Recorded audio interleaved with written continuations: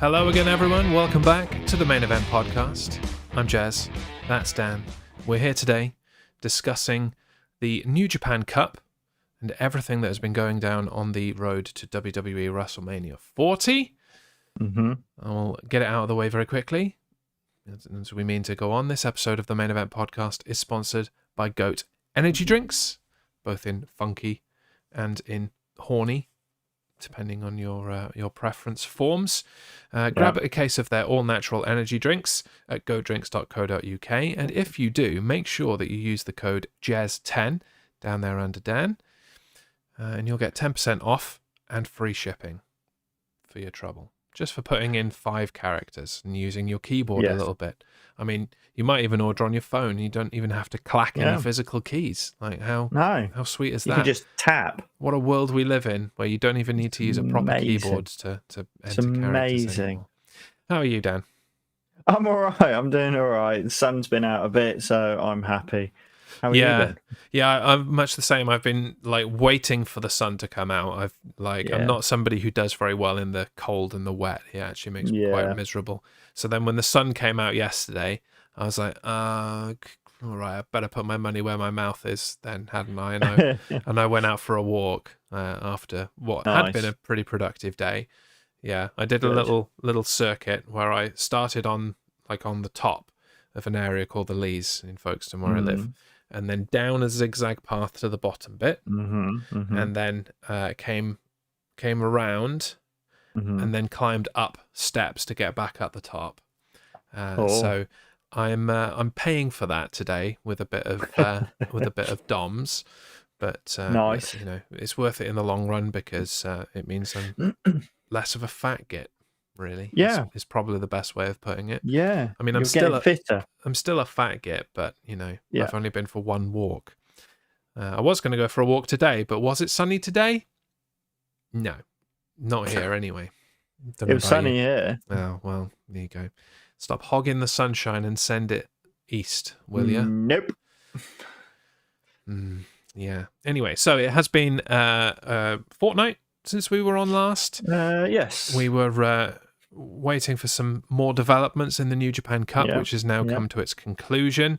We've had a few interesting things happen in AEW as well, and obviously WWE are continuing to get on their road to WrestleMania, but there hasn't been a huge amount that's happened in WWE, but we do have the setup for some of the matches now really starting to come into view, so we can talk about that. Let's get into New Japan first, because that has been where the most wrestling action has happened, certainly. There were several stories built up in the New Japan Cup. Obviously, the Cup isn't the same as G1 Climax, where it is. That's really like the purest tournament that New Japan have. This one is just, we need someone to fight the champion at Sakura Genesis, and might as well have some shiny hardware to go along with deciding who that is.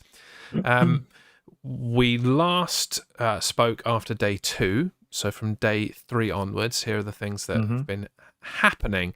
Unfortunately, David Finlay was eliminated from the tournament, not through loss, but through being rushed to hospital on the day of his quarterfinal match against Hiroki Goto. He had an apparent sight issue, and was therefore eliminated. Do you think this was real, or do you think this is a bit of a kayfabe, get him out of the way kind of deal? I have a feeling it is real. It's not really New Japan's kind of pace to fake an injury to do that. But at the same time, we didn't really get any updates about David Finlay either. No, we didn't, did we? Which is also, pretty consistent for New Japan Pro Wrestling. But yeah, it just seemed convenient to me that it was against Hiroki Goto. And that they, it became quite clear early on that they wanted Hiroki Goto to go quite deep into this tournament. He was doing it for his father, who passed away 3 or so months ago, and Chaos is without a leader, and they're all really kind of clamoring to decide who will be that leader. And it meant that Goto only had 2 matches to get to the final. an earlier round match and the semi-final. So Yeah. I guess it wouldn't surprise me if they kayfabed Finlay out of the tournament. But if they didn't, I hope that all is well with David Finlay and that there isn't anything serious going on. It may have just been, hugely precautionary. He had a bit of blurred vision, and they're like, "Nope, off you go. Yeah. We're not messing around with that. Off you go to the hospital and get that checked out." So I can't speak for Japan's medical system and whether they are more on it than the Western world, but certainly disappointing. Who knows? I do wonder whether Finlay would have gone through over Hiroki Goto, or whether it was always the plan to get him to the final. I kind of think it was. I was kind of thinking Finlay was going to go through. I mean, on this particular match, we discussed it, didn't we? I think we both picked Finlay for this match. We did both pick Finlay for this one, but that was against my better judgment, if I'm honest. Several times in this tournament, I was like, I think Hiroki Goto is going to win, but I'm going to go with the safe, quote-unquote, option and go for his opponent. I only regretted that once, and then regretted it in the final when he didn't win. There you go. Other news from the New Japan Cup, we had Sanada going for the repeat. Obviously, he won the tournament in 2023 and then won the championship with his title shot at Sakura Genesis last year. Had he repeated, it would have been something not done since Hiroki Goto did so over 10 years ago. So in defeating Sanada, Hiroki Goto saved his own record. And as I mentioned, Hiroki Goto dedicated his cup to his deceased father, and he also wished to use it as a stepping stone to become the leader of Chaos. He fell short at the final hurdle, but do you think Hiroki Goto would be a worthy leader of Chaos, or do you have someone else in that stable that you think would be better? Obviously, it was just to give the background. It was a stable that was started by Shinsuke Nakamura.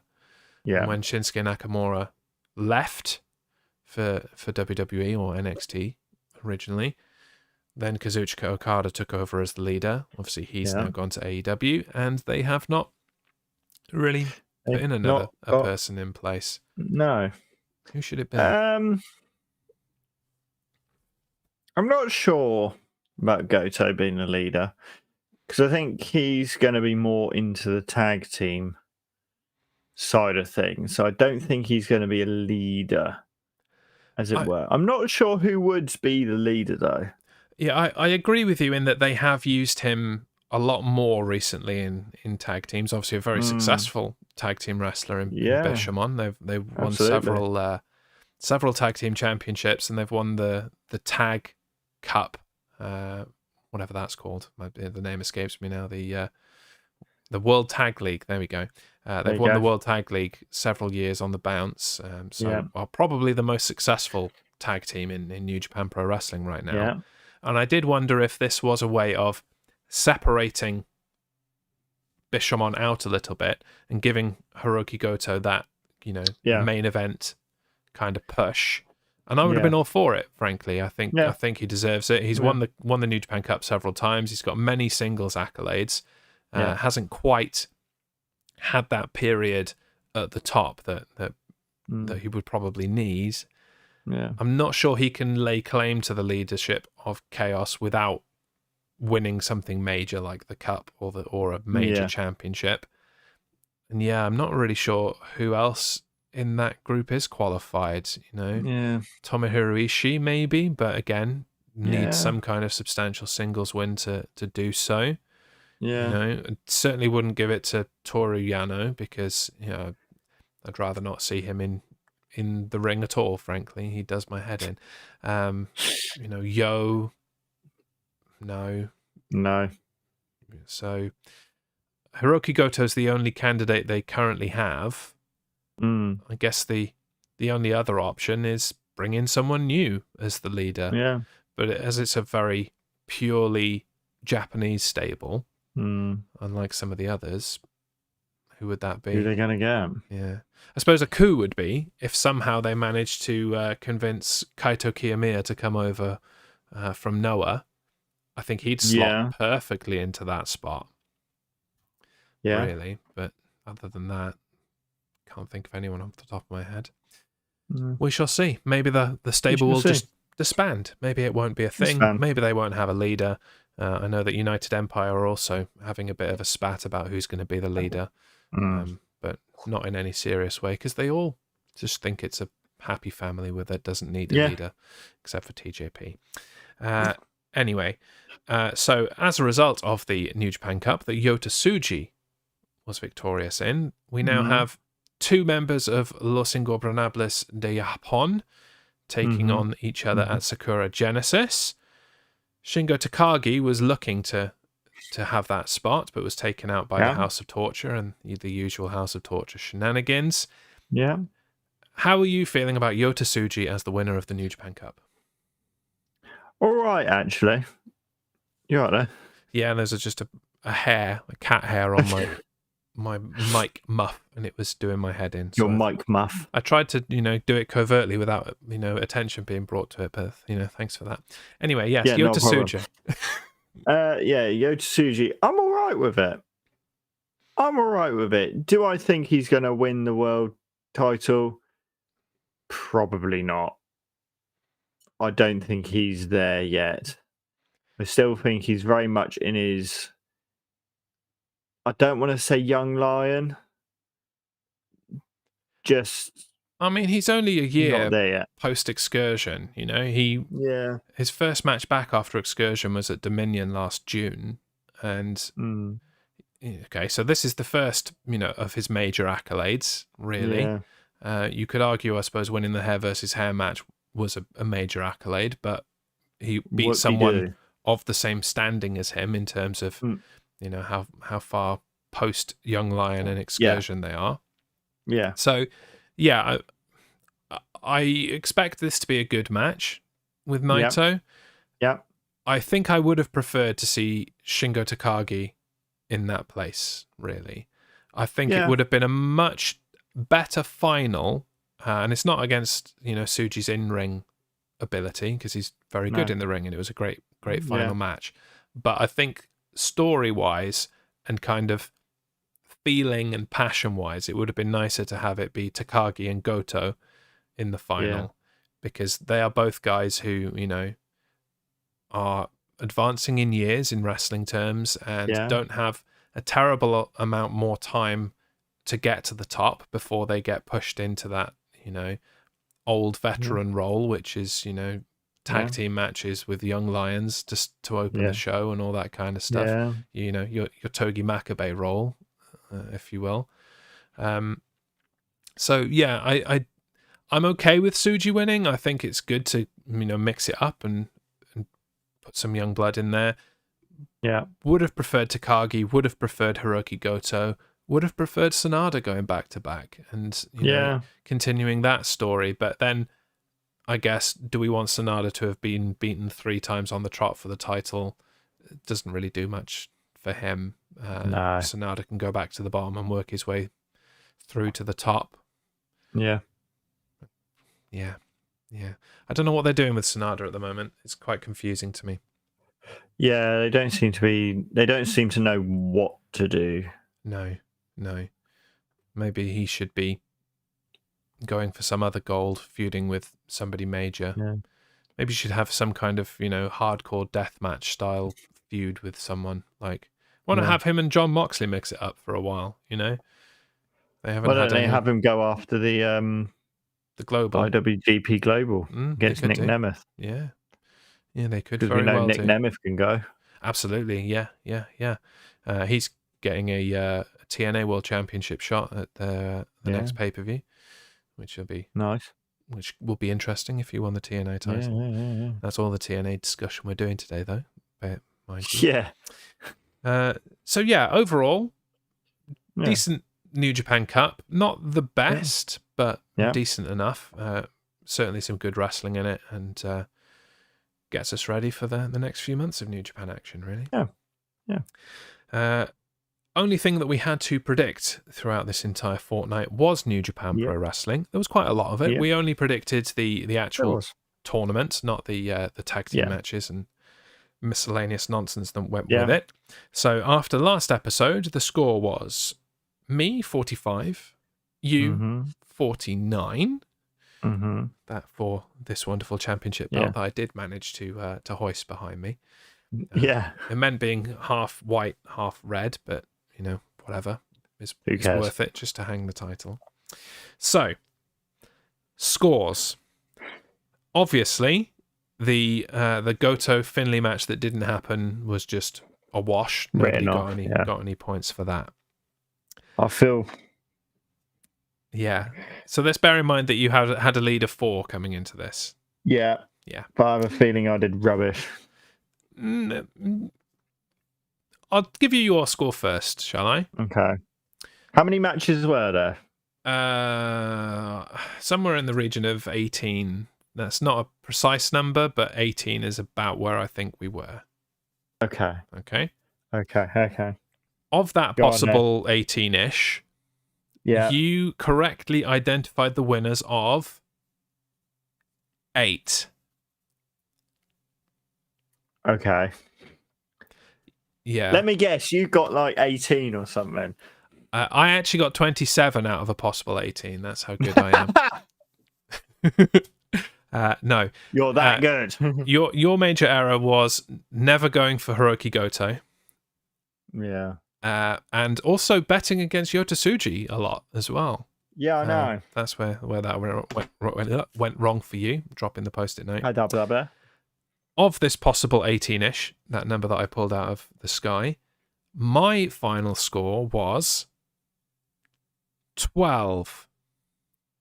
Which, for the mathematicians among you, means that the scores on the doors are now Jez, 57, Dan, 57.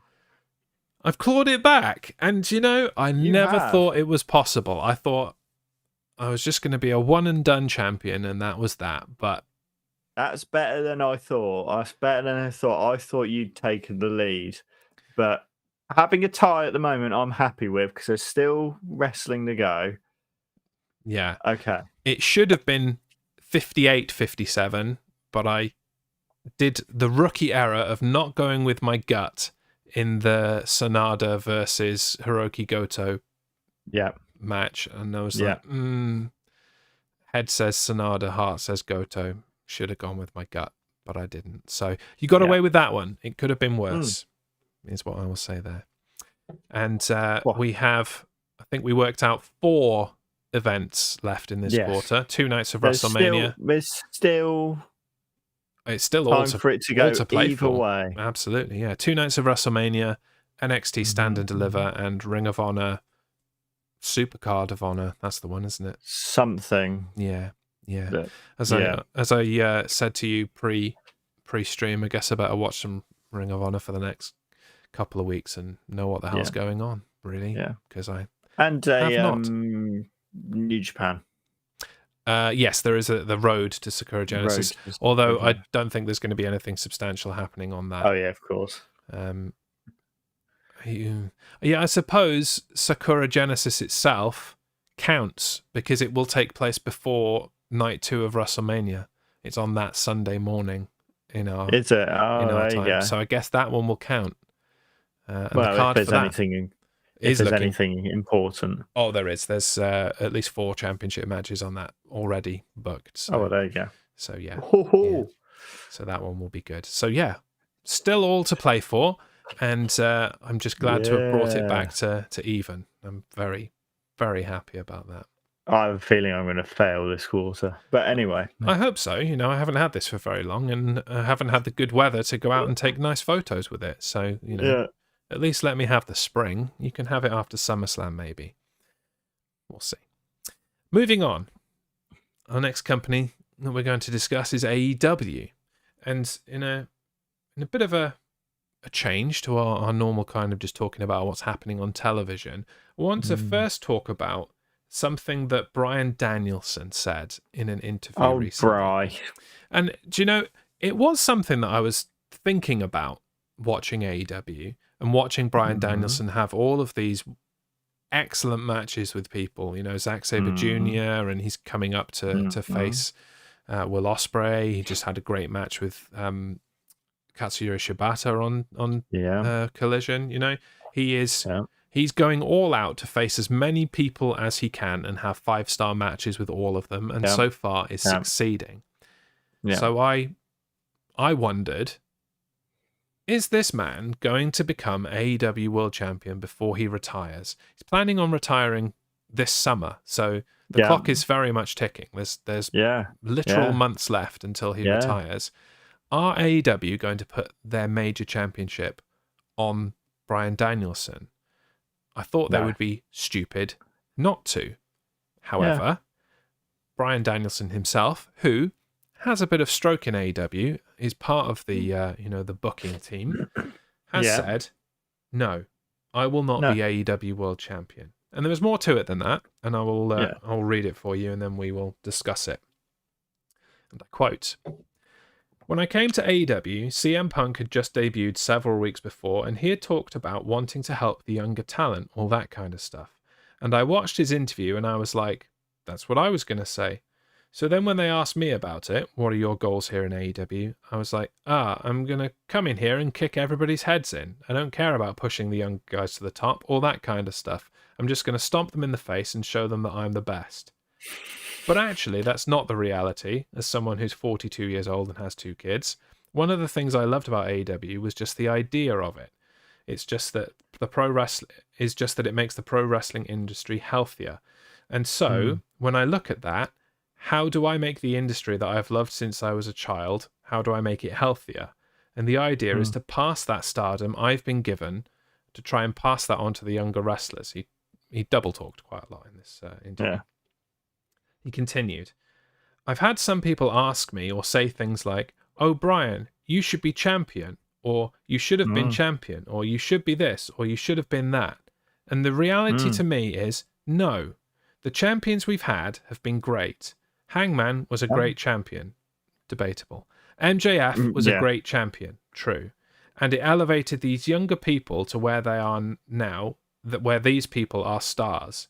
And you put Hangman on TV now, and he draws a rating. Not necessarily true. You put MJF on TV, he draws a rating. Definitely.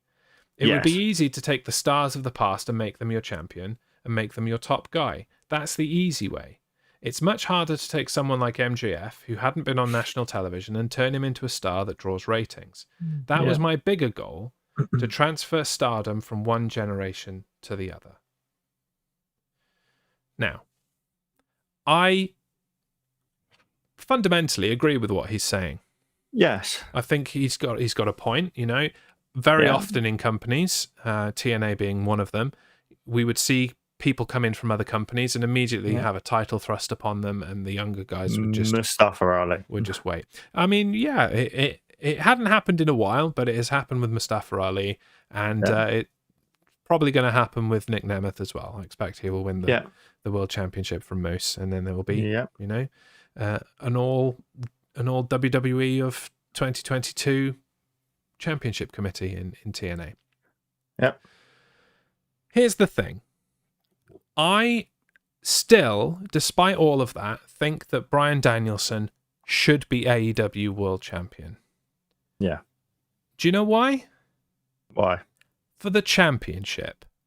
I don't give a damn about Bryan Danielson's, wrestling legacy. He's got enough of a legacy. He's been a world champion. Yeah. He's been a multi-time champion in WWE, in Ring of Honor before that. He's, won tournaments. He's got accolades coming out of his ass. Yeah. However, that AEW World Championship is a very young championship. And you run down the list of people that have held it. And, to a man, it's a great list. It really is. Chris Jericho, Jon Moxley, CM Punk. Who else have we got? Samoa Joe now, MJF, Hangman Adam Page, Kenny Omega. I think that's everyone. Yeah. If I'm remembering rightly. I think so. Moxley's had it a couple of times, and then other than that, it's been with those people. Yeah. I think AEW are missing out majorly by not having someone the ilk of Bryan Danielson be added to that list. And it's not like, you would just be giving him the championship. As I said, he's been having 5-star matches with literally everyone for the past 6 months since he came back from injury. He'll probably have another one with Ospreay. He'll probably have another one with Okada at some point this year. Who else is he? He's just going to go through everyone. And so I just think the history is tailor-made for him to dethrone Samoa Joe and become AEW World Champion between now and then. And even if he has to retire as champion because he's won the belt and then the clock has struck 12, as it were, and he turns back into a pumpkin, and pumpkins can't hold world championships. I'm mixing my metaphors, but bear with me. You are. This is going all over the place. Yes. All over the place wrestling rather than all elite wrestling. Yeah. I just think respect to him for saying, I don't want to, be the glory hound that just takes the championship. But I think you're really doing a disservice to the company that has given you everything in the last few years by not elevating the world championship, by putting your name on it. I really do.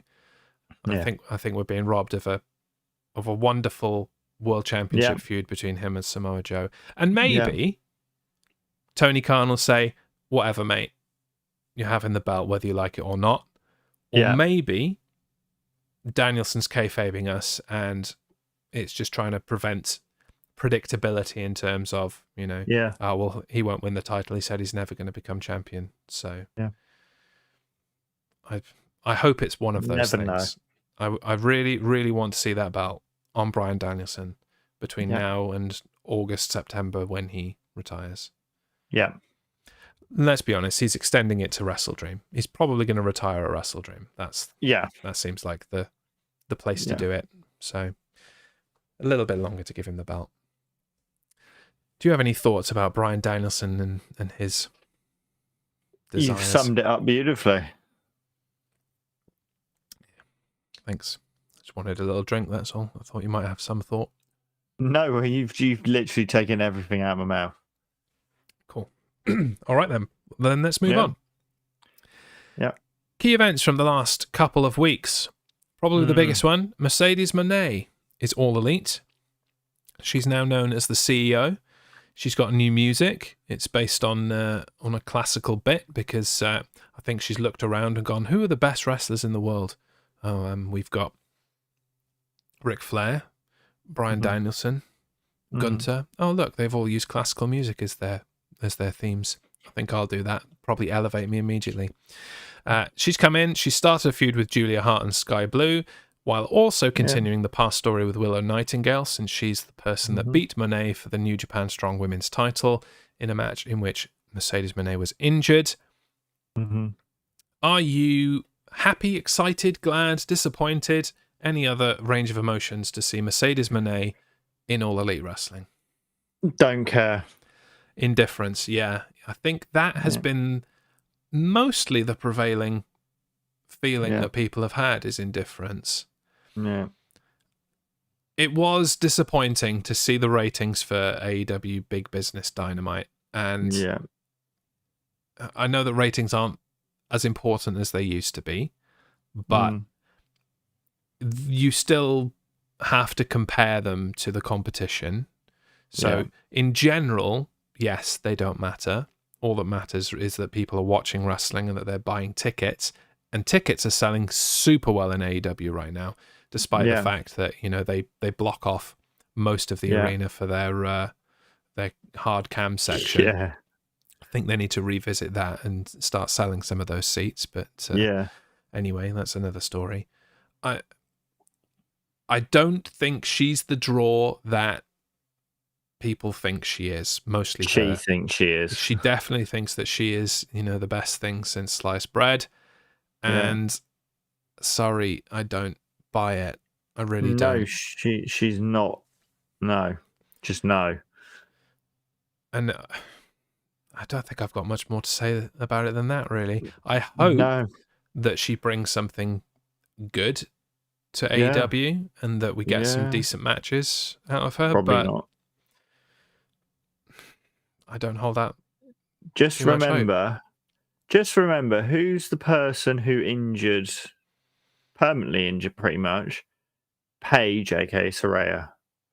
Yeah, that was good old Sasha, also known as Monet. Yeah. I didn't really like her promos on the last two shows either. They were a bit. I glazed whiny. over when she was talking. Fair enough. Someone else who's new to AEW. We did speak about the debut of Okada in our last episode, but this week defeated Eddie Kingston, did Kazuchika Okada, to become the AEW Continental Crown Champion in a match that almost literally came out of nowhere. Okada gets his first gold in the company after less than 3 weeks on the roster. Thoughts? Bring it on. Let's do it. I mean, we're not massive fans of Eddie Kingston on this podcast, so no, whatever. Also, it's not really a championship that means anything. Not really at this stage. You know, it certainly wasn't going to earn too much kudos just being sat on Eddie Kingston, and I don't mean that as a slight against Eddie Kingston, but there's only so much Eddie Kingston that you can have, especially when he has the other two belts. Yeah, I think giving it to someone like Okada, who will now defend it in, very high quality matches, I would expect, knowing Okada's work ethic. Yeah, we're going straight into a feud with Pac. Yeah. So bring it on. I'm looking forward to it. I'm really looking forward to seeing what else Okada does, and I've quite enjoyed the little backstage segments that he's been doing with the Young Bucks, funnily enough. And I can't remember what the interview's name is. Alex Marvez, where they've basically been giving him, tips. And I don't know if you saw Dynamite this week, but or was it Collision? I can't remember. Where they were like, I've decided, said the Young Bucks, one of them, that Okada's not going to speak to you in English. You need to learn Japanese, which is just funny. It's just brilliant. And Okada has been Young Bucks. But... No, of course not. But Okada has been speaking a bit of English in his interviews and has been doing a good job of it. So that can only get better the more time he spends in America, I would say. Yeah. So there we go. And finally for AEW, last night on Dynamite, Adam Copeland defeated Christian Cage in an I Quit match. An I Quit match that was free on television to become TNT champion for the second time. Yeah. Overall thoughts about this match, where it happened, the outcome, everything. I think it was good. Great. I just feel like Adam Copeland, who I want to keep calling Edge, should be going for the higher titles. Titles. You talk about elevating a championship, and even having Christian be the champion, and dropping it to Adam Copeland definitely elevates that championship.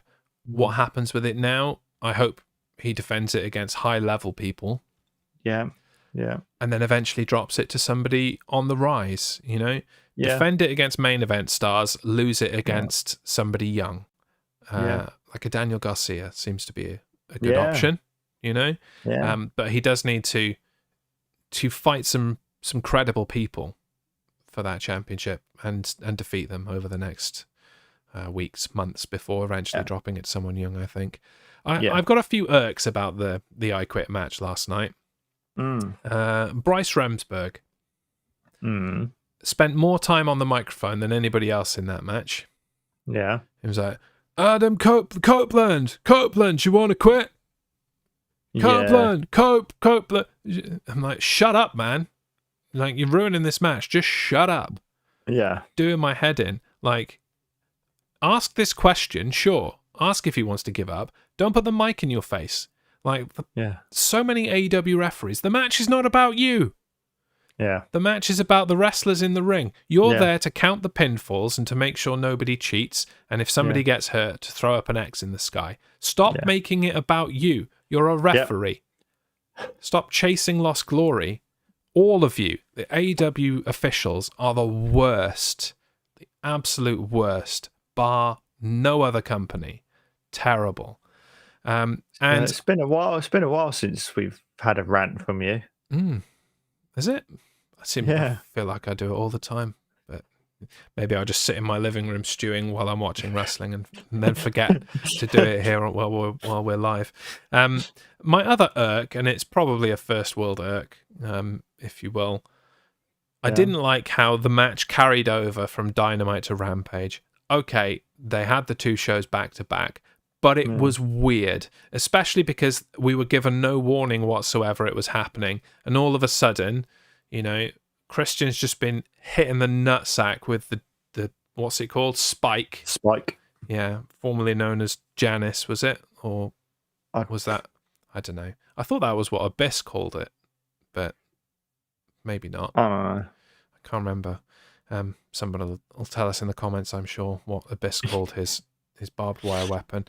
Anyway, hits Christian Cage full out in the nutsack with Spike, and then it fades to black. I'm like, what? What the? Oh, okay, it's back. It was just bizarre, and it threw me completely. Did you get excited for a second then? I was like, what's happened? Has somebody walked through the arena naked or something? Like normally they only black the screen if somebody's died. There's a streaker or a woman wrestler's tits popped out or something like that. Yeah. Hilariously, they had to black out loads of The Rock's promo a few weeks ago because there was a dude like getting naked in the background, which was funny. Anyway, yeah, it just threw me completely, and I'm like, especially because the match ended within like 10-15 seconds of it moving to Rampage. I'm just like, no. Yeah. Like, either people are going to watch Rampage straight after Dynamite or they're not. Don't try and gamify it. Like, don't. Yeah. Or if you wanted to do that, have literally half the match be on Dynamite and the other half be on Rampage. Yeah. Not just a little bit of it. Because the ending just became so anticlimactic then. From that point, it was, I'm going to hit you in the face with this next. And then he quit. I'm like, oh. That could have been so much better an ending. And was disappointing considering all of the other things that happened. All of the odds that Copeland had to overcome to get to that point. And then it was just over within a weird 10 seconds after blackout. Strange. Didn't like that part, but overall it was good, and I'm glad to see him with the championship, and I'm interested to see where the patriarchy go now, separate from Adam Copeland, who I also want to keep calling Edge, and did type Edge into the notes when I was writing them up earlier. I want to know if this will lead to Kill Switch kind of turning on Christian a bit and maybe revealing what Christian's got on Luchasaurus, Kill Switch, whatever you want to call him. Yeah. I hope he goes back to being Luchasaurus, frankly. Yeah. I still reckon he should stay as a heel. Just go back to being Luchasaurus. Maybe. You'd have to turn Christian Cage face to do that, and I don't think that I want that particularly. No. Any other burning thoughts about anything happening in AEW that you'd like to talk about? Not really. No, on the road to Dynasty now. Aren't we getting ready for Bryan Danielson against Will Ospreay and some other things that we won't care about as much as that match, because that's going to be, as the kids say, a banger. Yeah, absolutely. On to WWE. The road to WrestleMania in full swing, and we have some other matches other than the World Championship match and the random tag team match between part-timers and people who shouldn't be in more than one match. Yeah. The Intercontinental Championship will be on the line at WrestleMania, and we determine the number one contender in a gauntlet match on Raw. In the final stages of that, I don't know why I wrote Ricochet in my notes. He did beat Ricochet, but he wasn't in the final. Sami Zayn defeated Chad Gable in the final stage of that gauntlet match. People were not happy with that outcome. No. How did you feel? Were you team Sammy or team Gable?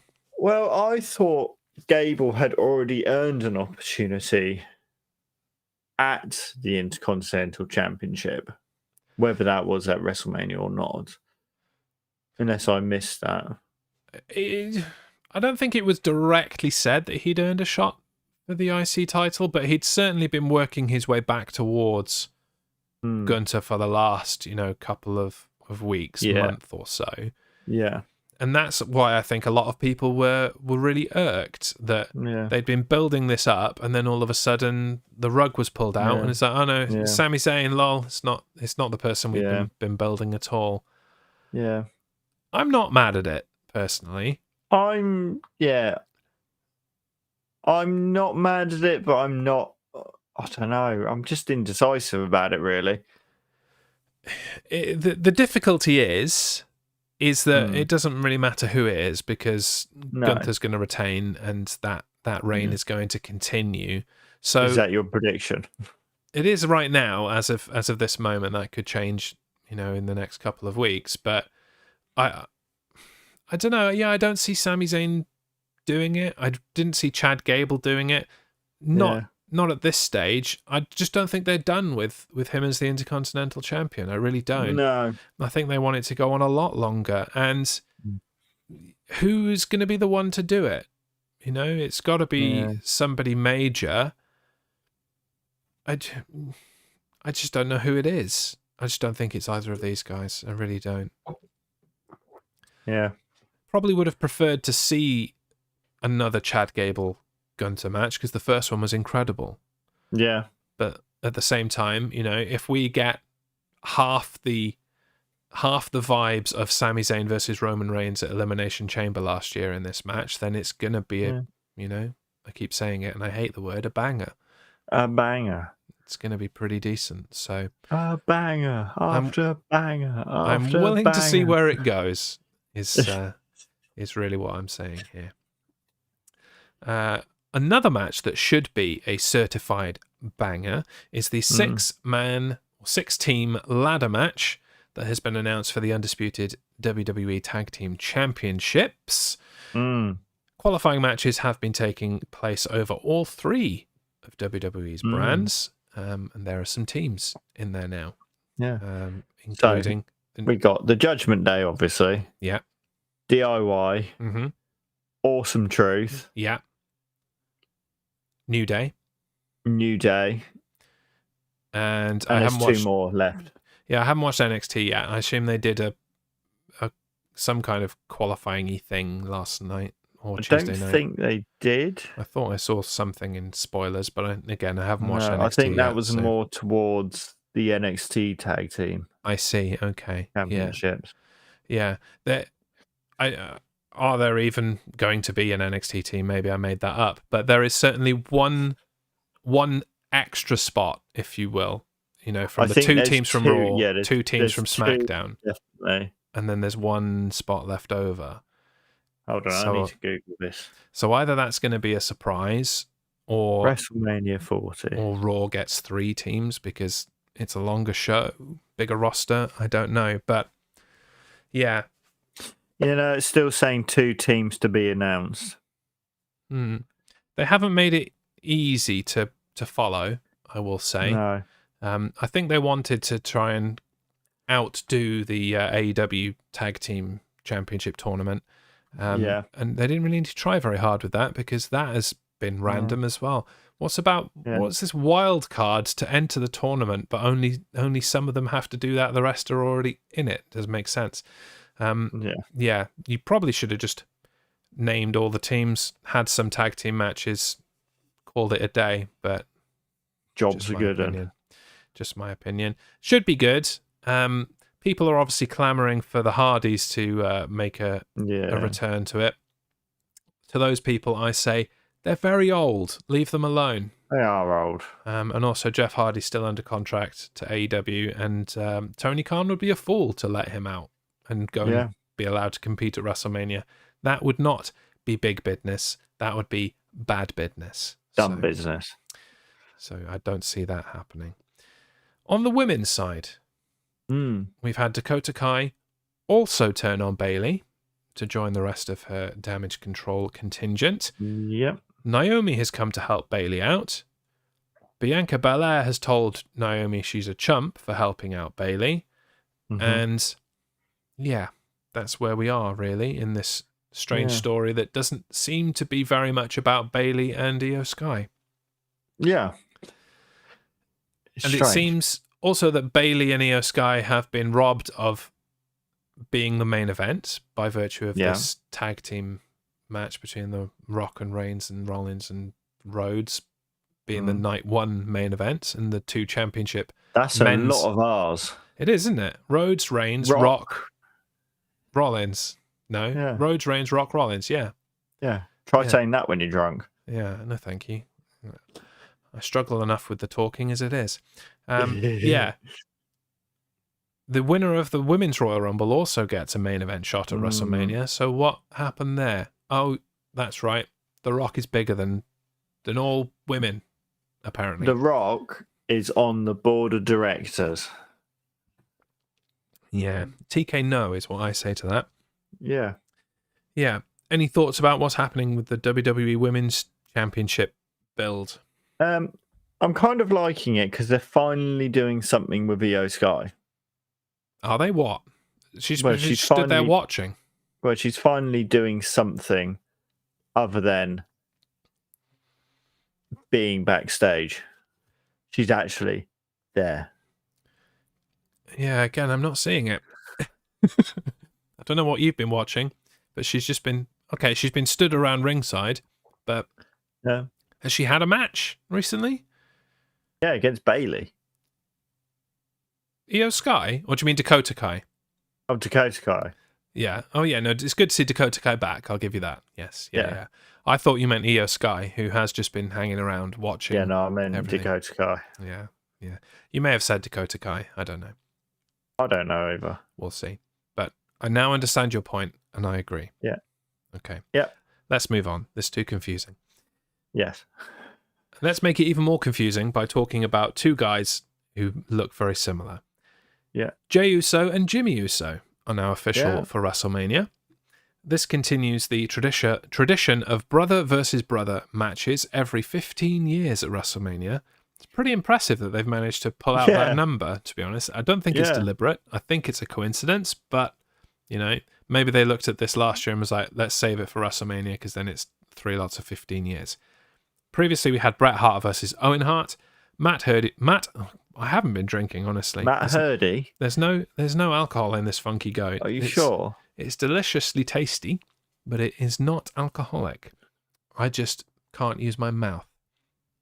Matt Hardy and Jeff Hardy, and now Jimmy Uso and Jey Uso.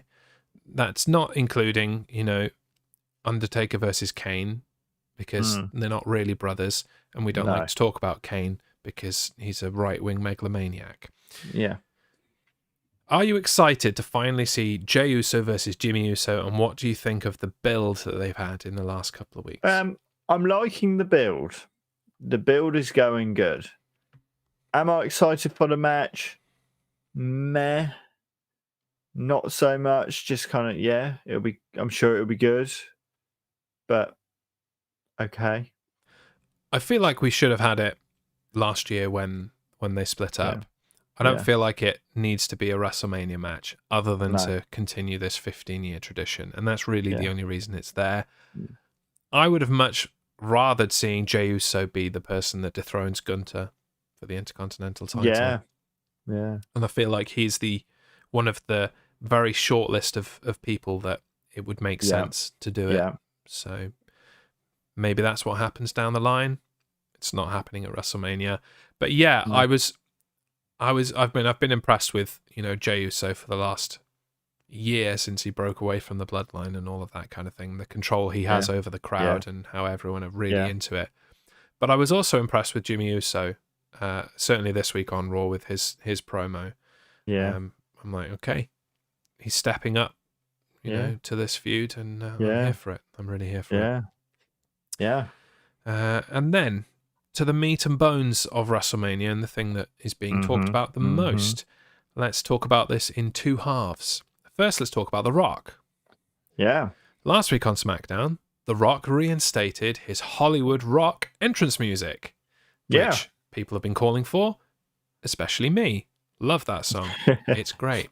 He has also started calling himself the Final Boss. He did a rock concert on SmackDown, and then he told Cody Rhodes' mother that he's going to whip her son bloody. Have you seen the rumor / thinking about what The Rock did to end that promo by singing a bit of "You're Welcome" from Moana? No. So some people on the internet, and I must say I don't agree with this. Right. Where The Rock said, he at the end of WrestleMania will hand Cody Rhodes' mother the weight belt dripping in Cody Rhodes' blood and say, "What can I say except you're welcome?"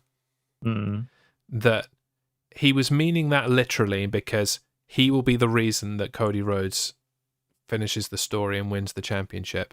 So, his mother would say, "Thank you," and he would say, "You're welcome." That's looking way too deep into something, that is. I agree. That was my thinking as well.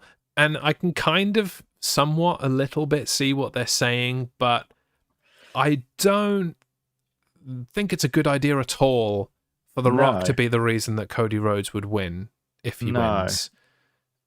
It would completely diminish the entire, build towards finishing the story that we've had since Cody Rhodes returned to WWE. It's like, he couldn't do it on his own. He had to have a hugely elaborate plan with The Rock in order to beat Roman Reigns. And, should it be difficult to beat Roman Reigns? Yes. So the obstacle that, the extra obstacle that's been put in his way of, you've got to win this tag team match to get your one-on-one match, fine. I'm okay with that. But then if they don't win that tag team match and then it gets to the main event and The Rock turns on Roman Reigns and that's the reason that Cody wins, that's what I think of that. I mean, I can see something happening, as in the bloodline gets involved and some people come down and try and sort out the bloodline. I don't know, what's Dustin Rhodes' contract with AEW like at the moment? He's stuck. He's not going anywhere. Oh, damn it. Because that'd be pretty cool if he came back and just kind of beat the hell out of some of the bloodline at ringside and just disappeared. Did you see that? I don't know whose kids they are, but Dustin Rhodes' nephews, so I guess by extension Cody Rhodes' nephews, made their wrestling debut this week. Oh yes, I did see that. Yeah. Wrestling has more than one royal family and all that. So down the line we might see them somewhere of significance. You never know, but that would be cool. People are saying, Stone Cold Steve Austin could come down and take out The Rock. I'm like, no, they're not going to do that, because then people will want The Rock and Steve Austin again, and I don't think they're going to do that. I think at this very moment, again, things can change. I think that Cody Rhodes and Seth Rollins are going to beat The Rock and Roman Reigns, therefore making that Undisputed Championship main event 1-on-1. Yeah. And The Rock will then be the one. The Rock and the Bloodline will instead cost Seth Rollins the World Heavyweight title. So, he didn't say anything about the World Championship match. We just said that we would stay out of the That's a good theory, that is. Match. And that would be a good story. So they probably won't do that. No, they probably won't. It's WWE. But, that's how I would book it right now. Yeah, I know you would. It comes down to Drew McIntyre's contract status, obviously. Yeah. Not giving him a championship unless he signs an extension. Yeah. And at the moment, there is no news that he has signed an extension. And so as of mid-April, late April, he is a free agent. Yeah. Is this his last hurrah in WWE, or is this the start of a new era for Drew McIntyre where he wins the title? It remains to be seen, but it seems like a game of chicken right now. It's like, you staying, Drew? Well, I will if you give me the title. Oh, well, we'll give you the title if you stay. I'm like, okay. So who's signing first? All right, I guess we'll wait. And then we're going to get to the WrestleMania main event, and it's like, right, so what are we doing? Well, are you staying? Well, I am if I'm winning the title. Yeah, but are you staying, though? Because you're only winning the title if you're staying. Yeah, but if I'm only doing that if I win the title. I'm like, the match has started, Drew. You know, shit, I'll get off the pot. Yeah, so who knows what's going on there. But I would only contemplate giving Drew McIntyre the championship if he signs a long extension and, you know, in signature vows to stay away from AEW for a number of years. Yeah, basically the rest of his career is how long that contract needs to be. Yeah. And so some people were talking about that and the Cody Rhodes promo that we're about to talk about as being a very sweary, non-PG promo by The Rock. And apparently some people backstage, I don't believe a word of this, by the way, but the dirt sheets are reporting that there are a lot of wrestlers backstage who are like, oh, The Rock gets to swear on TV. Why don't I get to swear on TV? It's not fair. It's because he's The Rock. He can do whatever the hell he wants. There is that. And I also don't think people are complaining because they're not children and nobody... Who cares if you can swear on TV or not? Absolutely no one cares. No. You obviously haven't got anything else to write about, have you? No. Absolute losers. Just a load of whiny little babies.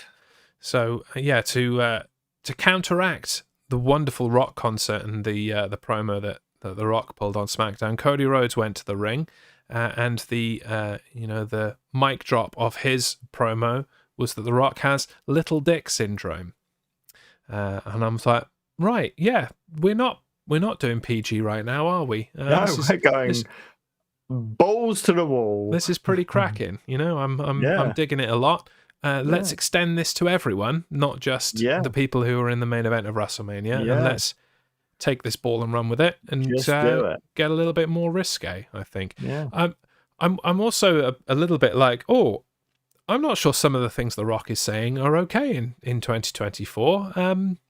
Well, he said them now, so I guess we're going to find out what people think of that. And there hasn't been a whole lot of backlash. No. So either, the people who would be offended by that haven't noticed, or it's not offensive. I really don't know. Yeah. I don't know. Is it okay to call an entire city like meth addicts? I'm not sure. Clearly it is. Clearly, yeah. Despite my better judgment, the evidence suggests that it is. So, yeah. But again, he's The Rock, and clearly he can do whatever the hell he wants. Apparently so, yeah. But keep pushing that bar. See what you can get away with. Yeah. In the promo as well, he agreed for this week on SmackDown to travel there alone to face off with Roman Reigns one-on-one. Yes. Because The Rock isn't working SmackDown this week. He's done enough. Yeah.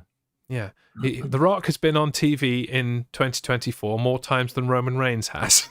Yeah. And that's not me making a joke. That is bona fide true. That is absolutely a fact. Yeah. Yeah. He has had more appearances on television than the undisputed WWE champion. Which says another thing entirely. Like, if there's one time that Roman Reigns needs to be about, it's for the entire road to WrestleMania.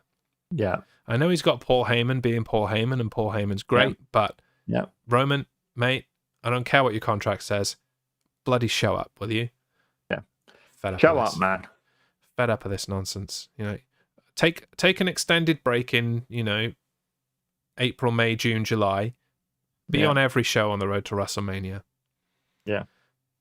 Your hair won't, get dry in that time. You can wash it later. Don't worry about it. In general, though, I know we were talking about how things were just being a bit stagnant and dragging along on this main event picture. How are you feeling 2 weeks after we last talked about it on the road to WrestleMania? Still kind of the same. I'm kind of liking this whole, as we've said, Rhodes, Rock, Rollins, Reigns, the 4 R's. things going on. I quite like that. So yeah, but apart from that, it's all just kind of yeah. I mean, I'm kind of glad for The Rock, really. Yeah. Because without The Rock doing all of these crazy things, I do wonder what the build would be. Yeah. It would just be Cody Rhodes talking to Paul Heyman every week, and while that could be interesting, it would also get old quite quickly. It'd just be the same kind of deal every week. So, thanks, Rock. Yeah. What can you say except you're welcome? Cheers. I guess. Yeah. What can you say except you're welcome? I used that promo as an opportunity to inform my daughter Hannah that The Rock is Maui from Moana. And I was like, listen to this. And she was like, and he did the, what can I say except you're welcome? She was like, that's from Moana. I'm like, yeah, that's Maui. Oh. He does look a bit like Maui, just less hair. Yeah. It's by design, isn't it? And apparently there's going to be a live action Moana, and The Rock is going to be Maui in that. So, okay. Yes. I don't think there's any need for live action anything in Disney, really. Let's just stick to the animation. But that's one man's opinion, and it isn't wrestling related. Yeah. So that's our show. Thank you very much for joining us. We will be back in 2 weeks, week after next, on the 4th of April. Same main event podcast time, same main event podcast channels. Yeah. And there we will go all in, balls deep into WrestleMania 40. We will preview every match. We will predict every match. And then we'll be ready to crown a champion, really, because boom, it's all happening that weekend, isn't it? Yeah. NXT, boom, ROH, 2 nights of WrestleMania, Sakura Genesis. Yeah. Man. Yeah. We might have to have 2 episodes the week after WrestleMania. Otherwise, the one episode that we did would be like 3 hours long. Yeah, we need to split it up a bit. We'll deal with that later. We'll work it out. Yeah. Until 2 weeks' time then, for our WrestleMania preview. I've been Jazz. I've been Dan. This has been the Main Event Podcast. Jazz is champ. Toodles. Bye.